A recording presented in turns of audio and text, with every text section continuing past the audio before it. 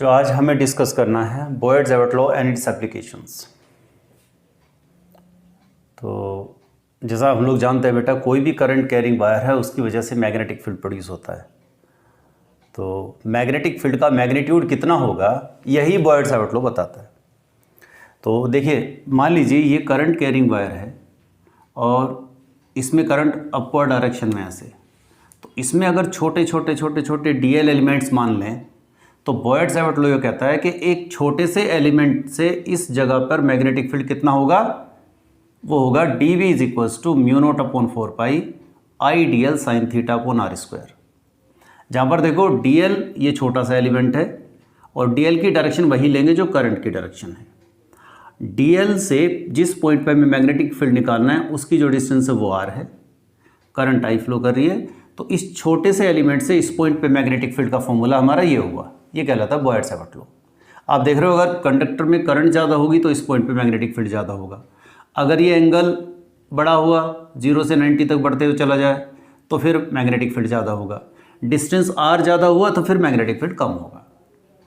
अब ये magnetic field की डायरेक्शन क्या होगी, उसके लिए हम इसको वेक्टर फॉर्म में लिख सकते हैं, इस फॉर्म में dV is equals to mu not upon 4 pi I d l cross r upon r cube. अब यहाँ पे जो मैग्नेटिक फील्ड की डायरेक्शन निकालते हैं उसका तरीका क्या है कि इसको निकालते हैं डायरेक्शन ऑफ मैग्नेटिक फील्ड को by right hand thumb rule. जैसे करंट ऊपर की तरफ जा रही है बेटा, इस वायर को अपने राइट हैंड में पकड़ लो ऐसे और थंब को करंट की डायरेक्शन में रखो। तो ये जो फिंगर्स का जो कर्ल है ये रिप्रेजेंट करता है मैग्नेटिक फील्ड की डायरेक्शन को। किसी भी पॉइंट मान लो यहाँ पे आपने मैग्नेटिक फील्ड की डायरेक्शन बतानी है तो बेटा यहाँ पर टेंजेंट डाल दो, ऐसे जो सर्कल बना उस सर्कल पे यहाँ पे टेंजेंट डाल दो। अगर यहाँ पे देखोगे तो इस तरफ आएगा, अगर यहाँ देखोगे तो इस तरफ जाएगा, यहाँ देखोगे मैग्नेटिक फील्ड तो इस तरफ जाएगा, इस पॉइंट पे देखोगे तो इस तरफ जाएगा। तो हम राइट हैंड थंब रूल से किसी भी जगह पे करंट कैरिंग वायर से मैग्नेटिक फील्ड की डायरेक्शन फाइंड आउट कर सकते हैं। तो मैग्नीट्यूड के लिए बेटा हम यूज़ करेंगे और राइट हैंड थंब रूल किसके लिए यूज़ करेंगे, डायरेक्शन के लिए। बॉयड-ज़ेविट लॉ की पहली एप्लीकेशन है magnetic field due to a current carrying loop. अगर किसी लूप में आई करंट फ्लो कर रही है, हमने ये आई करंट मान ली और इसकी रेडियस है r, तो बेटा हमें निकालना है इसके सेंटर पे, अगर हम ये P पॉइंट मान लें तो सेंटर पे मैग्नेटिक फील्ड कितना होगा। तो उसके लिए क्या करें, बॉयड-ज़ेविट लॉ के अनुसार जाओ कि छोटे बहुत सारे एलिमेंट इसमें मान लो। हमने एक छोटा सा एलिमेंट dl मान लिया। अब dl एलिमेंट यहाँ पे देखोगे तो बेटा ये dl एलिमेंट ऐसा आएगा, ये छोटा सा एलिमेंट ऐसे वर्टिकली और P पॉइंट जो है यहाँ से इस तरफ है। तो हमने यहाँ से यहाँ तक की डिस्टेंस की r ले ली और ये हो गया dl और r के बीच में एंगल 90 डिग्री। तो बेटा P पॉइंट पे dl की वजह से magnetic field dV is equals to mu not upon 4 pi I d l sine 90 by r square, क्योंकि थीटा जो है that is angle between dl and r। तो हमारा यहाँ से magnetic field due to small element is mu not upon 4 pi I d l upon r square. हमें निकालना है टोटल मैग्नेटिक फील्ड। तो क्या होगा, dl ऐसे इनफाइनाइट नंबर ऑफ एलिमेंट्स होंगे, उन सबके टोटल मैग्नेटिक फील्ड का सम करेंगे। तो बजाय इतना लंबा प्रोसेस करने के लिए हम लोग क्या करते हैं, इंटीग्रेट कर देते हैं।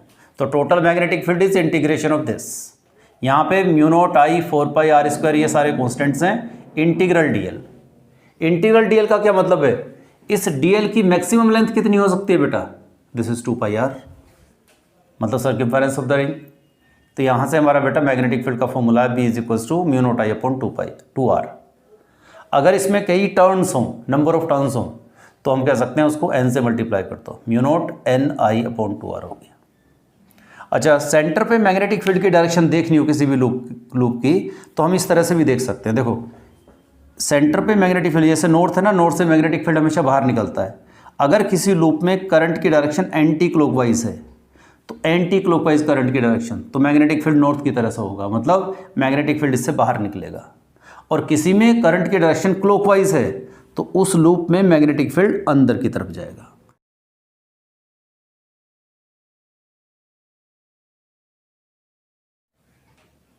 अभी हमें करना है बेटा magnetic field due to a current carrying loop at a axial point.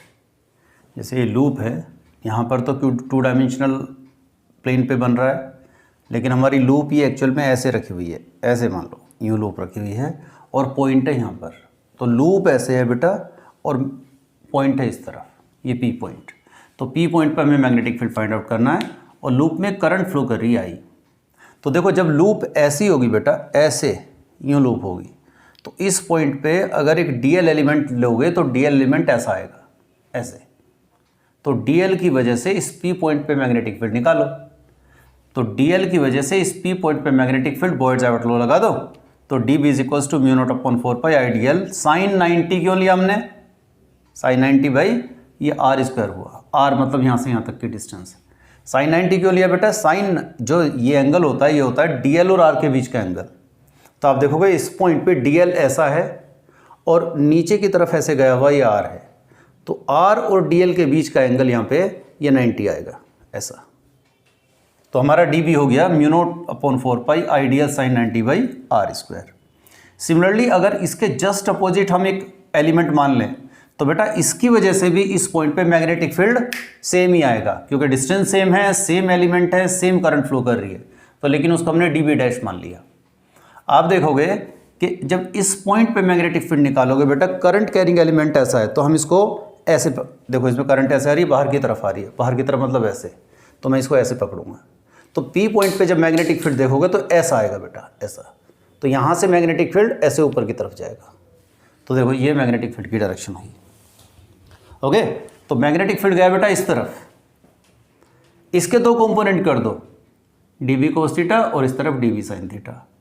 ऐसे ही इसका जो मैग्नेटिक फील्ड था DB', उसके भी दो कंपोनेंट कर दो। और आप देखोगे ये जो थीटा है ये इसी के इक्वल है, हमने ये इसको थीटा माना है, ये थीटा और ये थीटा इक्वल है। तो आप देखोगे DB के दो कंपोनेंट किए, DB cos थीटा, ऐसे DB' का इधर कंपोनेंट किया, DB' cos थीटा। ये दोनों कंपोनेंट इक्वल एंड अपोजिट है, तो ये तो कैंसिल कर देंगे। इस तरफ क्या आएगा? इसका साइन थीटा वाला कंपोनेंट और इसका भी साइन थीटा वाला कंपोनेंट। मतलब ये है कि हर एलिमेंट का साइन थीटा वाला कंपोनेंट ही एड अप होगा। तो इस पॉइंट पे, मतलब इस पॉइंट पे इधर जो मैग्नेटिक फील्ड आया इस एलिमेंट की वजह से कितना कंसिडर करेंगे? DB sin theta. तो net magnetic field at P due to element is DB sin theta. और साइन थीटा आप इस ट्रायंगल से कैलकुलेट कर लो, P/H, तो A/R हो गया। अब हमें निकालना इस पॉइंट पे net magnetic field due to this loop. तो क्या करेंगे? इंटीग्रेशन कर दो बेटा, इसको इंटीग्रेट कर दो। इसमें ये सारी चीज़ें कांस्टेंट हैं, वेरिएबल क्या है? DL। और DL का इंटीग्रेशन करोगे तो क्या आएगा? इसकी टोटल लेंथ यानी 2πA। तो बेटा ये पुट करके, इंटीग्रेशन पुट करके हमारा मैग्नेटिक फील्ड आ गया इतना। तो ये है जब x डिस्टेंस पे कोई पॉइंट है। मान लीजिए ये P पॉइंट सेंटर पे ही होता, तो सेंटर पे होने का मतलब x0 हो जाता। x0 यहाँ पे पुट करते तो μ0I/2A आएगा।